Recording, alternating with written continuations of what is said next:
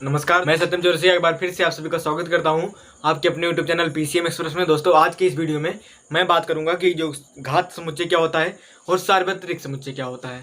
तो दोस्तों, ये भी एक बहुत ही महत्वपूर्ण टॉपिक है, बहुत ही सरल है दोस्तों, आपको बहुत ही जल्द समझ में आ जाएगा। तो ठीक है दोस्तों, आइए बात करते हैं हम ये आखिर होता क्या है। तो देखिए, सबसे पहले मान लीजिए कोई भी समुच्चय उदाहरण के रूप में हम आपको समझाने का कोशिश करेंगे, क्योंकि दोस्तों यदि आप समझ जाएंगे तो आपको ये सभी चीजें भूलेंगे नहीं। देखिए, कोई भी समुच्चय, जैसे मान लीजिए देखें कोई दे दिया गया है ए और बी, कॉम मान लीजिए ए और बी कोई समुच्चय दे दिया गया है ए बराबर। तो यदि मैं आपसे बोलूं कि आप इस समुच्चय का जो ये समुच्चय दिया गया है, आप इसके सभी उपसमुच्चयों को लिखिए, तो आप इसके सभी उपसमुच्चयों को कौन कौन लिखेंगे? हमने आपको पहले बताया दोस्तों, जो एक रिक्त समुच्चय होता है ना, रिक्त समुच्चय किसमें होता है? जिसमें कोई भी अवयव नहीं होता है, उसको आप केवल इस तरह से बना देते हैं, यही होता है हमारा रिक्त समुच्चय, या केवल इनफाइनाइट का चिन्ह लगा देते हैं, इसी को हम क्या कहते हैं? रिक्त समुच्चय होता है। और हमने आपको ये भी बताया था कि जो रिक्त समुच्चय होता है ये हमारा सभी समुच्चयों का एक उपसमुच्चय होता है। आप दोस्तों, जाहिर सी बात है, आप समझ सकते हैं कि जो हमारा रिक्त समुच्चय है ये दोस्तों सभी में होगा, ठीक। इसके रहने ना रहने से कोई प्रभाव नहीं पड़ेगा, इसलिए जो हमारा रिक्त समुच्चय है ये सभी समुच्चय में होगा, सभी समुच्चय का एक प्रकार का उपसमुच्चय होगा। देखिए, ये जो हमारा ए और बी है इसमें भी हमारा रिक्त समुच्चय है जरूर ना, क्योंकि दोस्तों देखिए इसके बीच में कुछ लिखा नहीं जाता ना, क्योंकि उसको लिखने के लिए दोस्तों किसी चिन्ह का प्रयोग नहीं किया जाता। यदि आप उसको जो हमारा लिखा जाता है मझले ब्रैकेट में के अंदर यदि आप लिखते हैं तो उसको खाली स्थान छोड़ा जाता है। तो इसमें भी दोस्तों ये अवश्य ही उपस्थित रहता है, हमने आपको पहले बताया है ना। आप इसको इस तरह से भी लिखा, आप इसको इस चिन्ह से भी लिख सकते हैं ना। तो दोस्तों ये देखिए, तो आप इस जो समुच्चय ए दिया गया है तो सबसे पहले आप इसके सभी उपसमुच्चयों को लिख डालिए। देखिए, इसके उपसमुच्चय में सबसे पहले आप ये भी जानते हैं कि किसी समुच्चय के जितने अवयव होते हैं वे उस समुच्चय के उपसमुच्चय कहलाते हैं ना।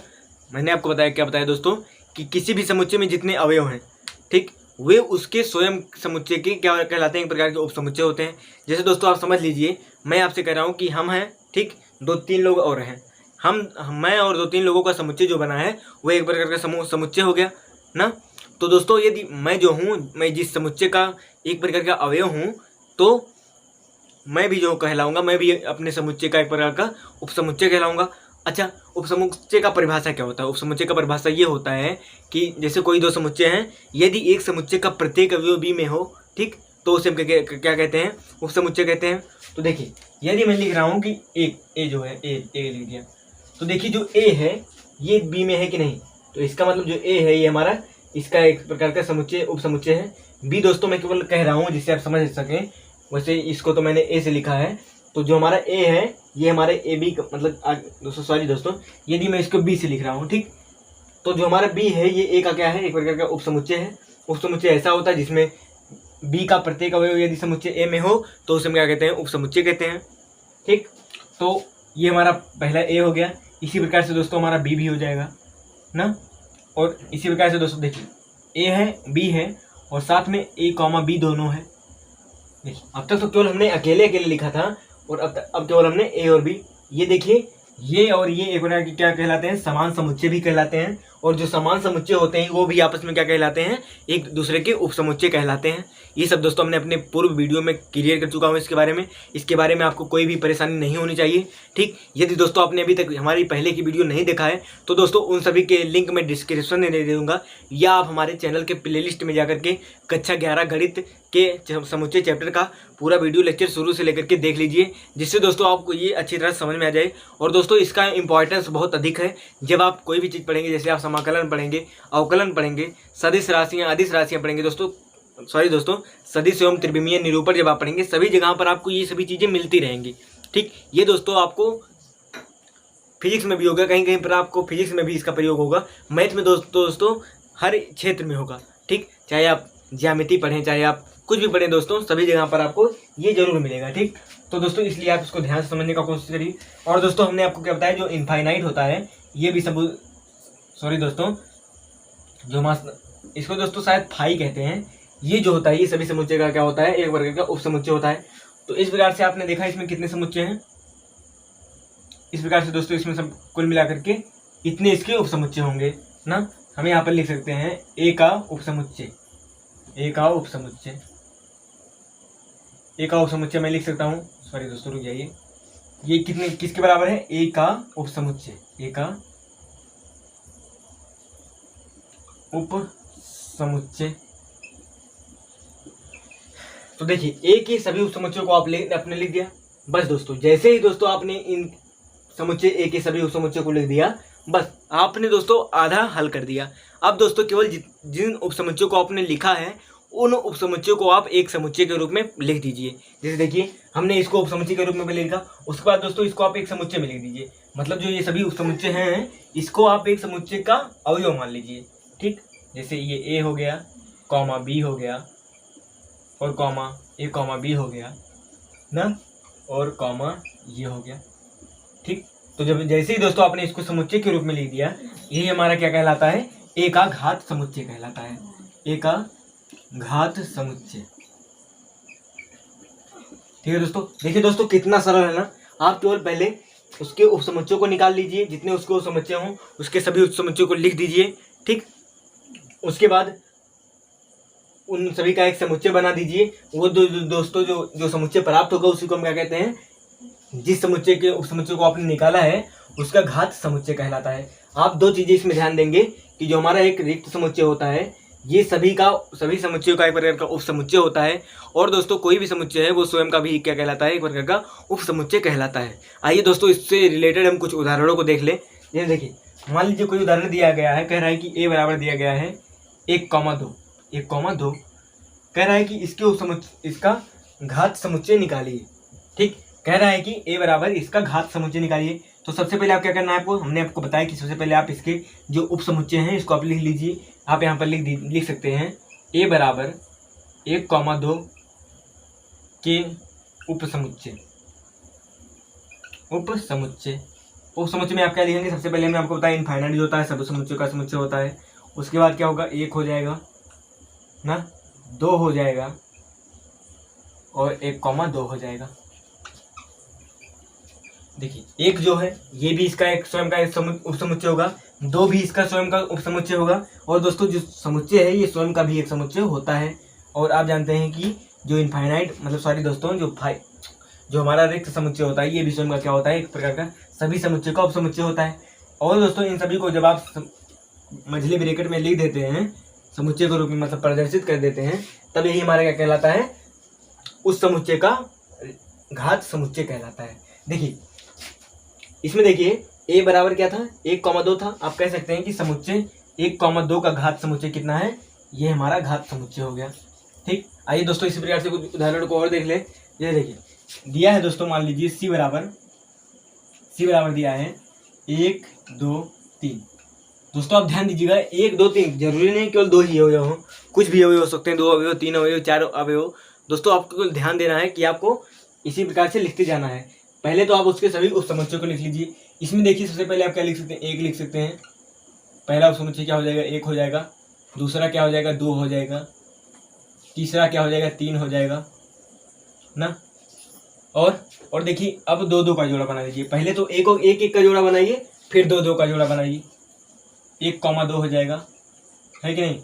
फिर देखिए 2,3 हो जाएगा, 1, 2 हमने लिया, अब 2 और 3 लीजिए, 2,3 हो जाएगा। 2,3 ले लिया, अब 3,1 ले लीजिए, 3,1 हो जाएगा। अब पूरा जो समुच्चय है उसको भी लिख लीजिए, क्योंकि आप जानते हैं कि जो समुच्चय होता है स्वयं का एक उपसमुच्चय कहलाता है कि नहीं। अब दोस्तों और हमने 5 को नहीं लिखा है तो इसलिए क्या लिख दीजिए, इसको भी आप लिख दीजिए। तो इस प्रकार से जितने उपसमुच्चय हमें प्राप्त हुए हैं इन सभी का यदि आप समुच्चय बना देंगे तो इसको हम कहेंगे घात समुच्चय कहेंगे। ठीक, इसको आप कैसे निरूपित करते हैं, ये तो हमारा सी का क्या होगा, घात समुच्चय में प्राप्त हो गए यहाँ से लेकर के यहाँ तक ना। और दोस्तों आपको हम बताते हैं जो घात समुच्चय होता है इसे हम पी ए से निरूपित करते हैं। जहाँ पर ये ए हमने लिखा है यहाँ पर आप क्या लिखेंगे, से लिखेंगे, और इतना बराबर क्या लिखेंगे, ये लिख देंगे। मतलब यहाँ पर आप लिख सकते हैं पी सी। ध्यान दीजिएगा आपको इस प्रकार से लिखेंगे। और हाँ एक चीज दोस्तों आप ध्यान दे रहे हैं कि देखिए जब यहाँ पर 3 अवयव था, ठीक, अवयव का मतलब क्या होगा, नंबर। जब नंबर इसका 3 था दोस्तों तब इसमें अवयवों की संख्या कितनी थी, 1, 2, 3, 4, 5, 6, 7, 8। जब उसकी अवयवों की संख्या 3 थी तो उसमें उपसमुच्चयों की संख्या 8 हो गई थी। यहाँ पर देखिए जब उसमें अवयवों की संख्या 2 थी, मतलब ये बराबर 2 था, तब उसके उपसमुच्चय की संख्या 1 2 3 4 4 था ना, तो उसके अवयवों की संख्या मतलब n, अवयवों की संख्या किसे लिखते हैं n, अवयवों की संख्या 4 है।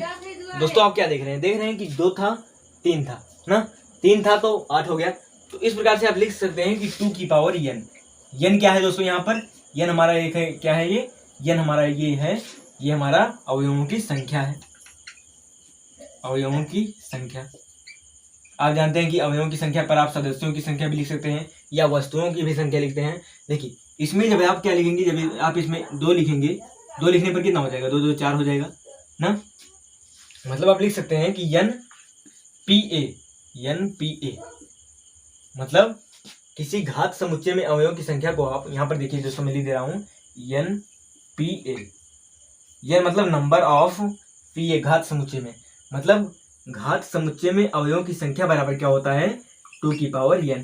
अच्छा दोस्तों, जो 2 की पावर n होता है यही इसके उपसमुच्चयों की संख्या भी होती है, ठीक। क्योंकि दोस्तों जो उपसमुच्चय की संख्या होती है, ठीक, जो उपसमुच्चय की संख्या होती है उसी के समुच्चय को हम घात समुच्चय कहते हैं ना। सॉरी दोस्तों, उसी के समुच्चय को हम घात समुच्चय कहते हैं। तो ये हमें क्या पता चल गया, आप ध्यान दीजिएगा। जैसे यदि 3 अवयव हैं तो उसमें अवयवों की संख्या 2 की पावर n, मतलब n बराबर 2 की पावर 3, मतलब 3 2 दूने 4 दूना 8। यदि n बराबर 4 है तो 2 की पावर 4, मतलब 2 दूना 4 चौक 16 हो जाएगा ना। इस प्रकार से दोस्तों आप समझ सकते हैं कि जितने भी अवयव होंगे उसमें अवयवों की संख्या, मतलब किसी समुच्चय की उपसमुच्चय की संख्या बराबर 2 की पावर n। n कहाँ, यहाँ पर क्या है, n उसके अवयवों की संख्या है। इसको हमने आपको निगमन सहित समझा दिया, ठीक। ध्यान दीजिए दोस्तों, यहाँ पर हमने n पहले से लिख दिया है। यदि आप यहाँ पर भी n है, यहाँ पर भी n है, इससे आपको समझने में कुछ कम आसानी, मतलब असुविधा हो सकती है, इसलिए आप यहाँ पर यम भी कर सकते हैं। यम यहाँ पर क्या है, यम यहाँ पर क्या होगा, यहाँ पर अवयवों की संख्या होगी, ठीक। यम यहाँ पर अवयवों की संख्या हो जाएगा, ठीक। यन दोस्तों यह दर्शा रहा है कि इसमें PA, जो हमारा PA किसे है, मतलब किसी भी ज्ञात को हम कैसे लिखते हैं, PA इस तरह से दर्शाया जाता है, पावर ऑफ A।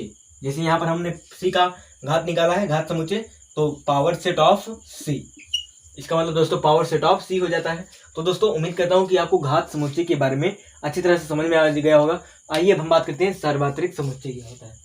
तो दोस्तों ये घात समुच्चय, जब आप इससे समुच्चय से रिलेटेड सवालों को भी लगाएंगे, व्यवहारिक प्रश्न को लगाएंगे, तो भी ये आपको बहुत ही महत्वपूर्ण और बहुत ही सुविधा करेगा सवालों को हल करने में। इसलिए दोस्तों आप इस वीडियो को अभी स्किप मत करिए, पूरा शुरू से लेकर के अंत तक देखिए, आप इसको अच्छी तरह समझ जाइए, जिससे दोस्तों सवालों को हल करते समय आपको आसानी हो। नहीं तो दोस्तों आपको बाद में जाकर के कुछ परेशानियों का सामना करना पड़ सकता है, ठीक। तो दोस्तों परेशानियां क्यों आए, इसलिए आपको ये जरूरी होगा कि आप इसको अच्छी तरह से समझ जाइए। आइए दोस्तों अब हम बात करते हैं सार्वत्रिक समुच्चय क्या होता है। सार्वत्रिक समुच्चय, सार्वत्रिक समुच्चय, तो दोस्तों इसको आप क्या लिख सकते हैं, यूनिवर्सल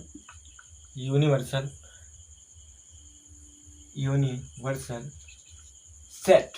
दोस्तों इसका मतलब देखिए, सार्वत्रिक समुच्चय का मतलब कह रहा है कि सार्वत्रिक मतलब क्या होता है, जो सार्वत्रिक मतलब सभी, मतलब पूरी दुनिया में क्या होता है, जो सार्वत्रिक सभी स्थान पर सर्वत्र रूप से माना जा सके। मतलब कोई ऐसा समुच्चय आप लिखिए जो सभी स्थानों पर प्रयुक्त हो सके। जैसे दोस्तों यदि मैं बात करूं वास्तविक संख्याओं का समुच्चय, तो आप चाहे जिस संख्या का समुच्चय बनाएंगे, वो जो होगा, जो हमारा वास्तविक संख्याओं का समुच्चय होगा, वो उन सभी समुच्चयों का एक प्रकार का सार्वत्रिक समुच्चय होगा। क्योंकि जो वास्तविक संख्या है, ये आप किसी भी समुच्चय को बनाएंगे तो उससे क्या कहलाएगा, सार्वत्रिक समुच्चय ही कहलाएगा। इसी प्रकार से दोस्तों आप समझ सकते हैं कि जो सार्वत्रिक समुच्चय होता है, ये कोई ऐसा समुच्चय होता है जो अन्य प्रकार के सभी समुच्चयों में पाया जाता है। जैसे दोस्तों यहाँ पर मैं यदि बात करूं कि देखिए, यदि मैं वास्तविक संख्याओं का समुच्चय कह रहा हूं, वास्तविक संख्याओं का समुच्चय, वास्तविक संख्याओं का समुच्चय,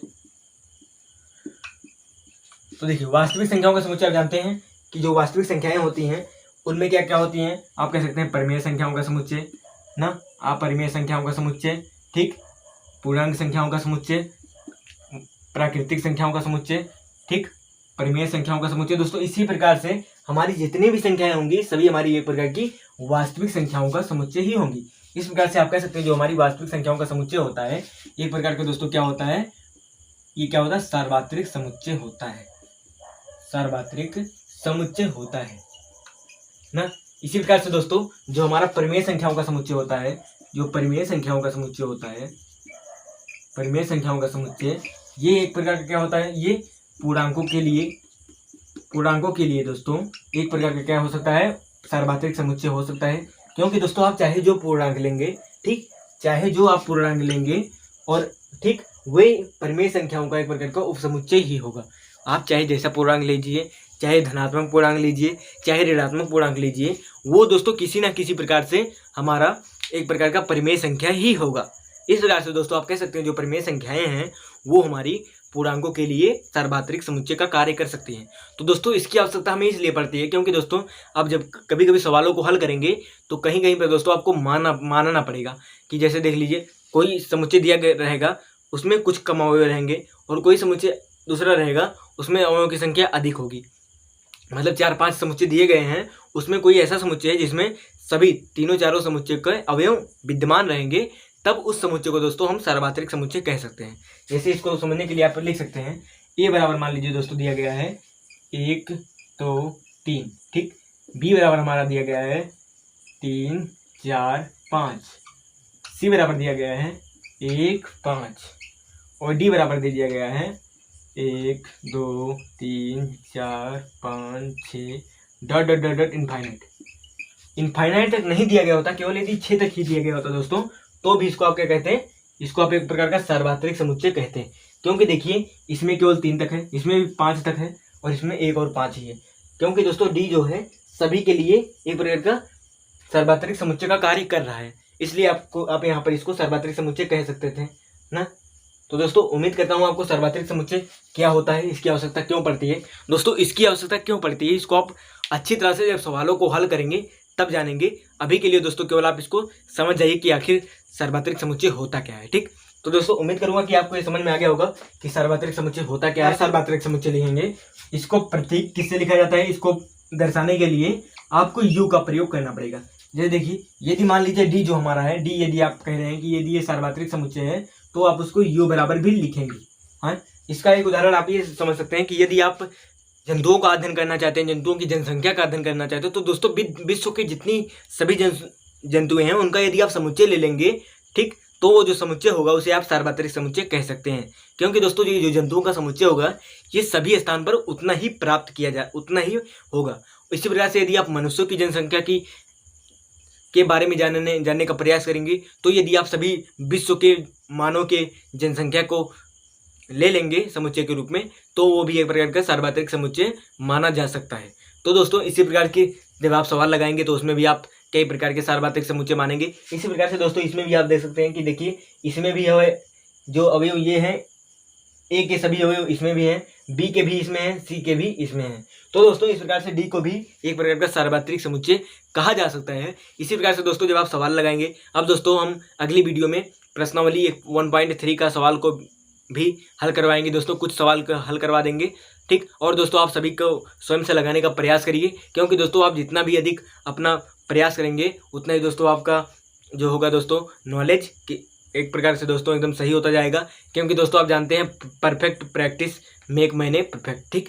दोस्तों जितना भी आप अभ्यास करिए सब आप परफेक्ट करिए, ठीक। आप जब भी अभ्यास करते रहिए तो आप मन से करिए, तन से करिए। और दोस्तों धन की कोई आवश्यकता ही नहीं है, अभी केवल दोस्तों आप तन और मन लगा दीजिए, धन को दोस्तों आप बाद में स्वयं ही प्राप्त करेंगे। तो दोस्तों उम्मीद करता हूं दोस्तों ये आपको अच्छी तरह समझ में आ गया होगा कि हमारा घात समुच्चय क्या होता है और सार्वत्रिक समुच्चय क्या होता है। तो दोस्तों इसी उम्मीद के साथ साथ कि आपको ये वीडियो अच्छा लगा होगा, आपसे मैं हमारी एक गुजारिश है यदि दोस्तों आपको वीडियो अच्छा लगा हो वीडियो को लाइक करिए, अपने दोस्तों के साथ शेयर करिए। और हाँ दोस्तों यदि आप हमारे चैनल पर नए हैं तो आप जरूर इस चैनल को सब्सक्राइब कर लीजिए, क्योंकि दोस्तों हम अपने चैनल पर इसी प्रकार के वीडियो अपलोड करते रहते हैं। और हाँ दोस्तों बेल आइकन को जरूर दबाइए, जिससे दोस्तों मैं जब भी अपना वीडियो अपलोड करूँ तब भी उसका नोटिफिकेशन आपके पास शीघ्रता से पहुँचने लगे, ठीक है दोस्तों। तो ठीक है दोस्तों, मिलते हैं किसी नए वीडियो में नए टॉपिक के साथ। तब तक के लिए दोस्तों जय हिंद, जय भारत।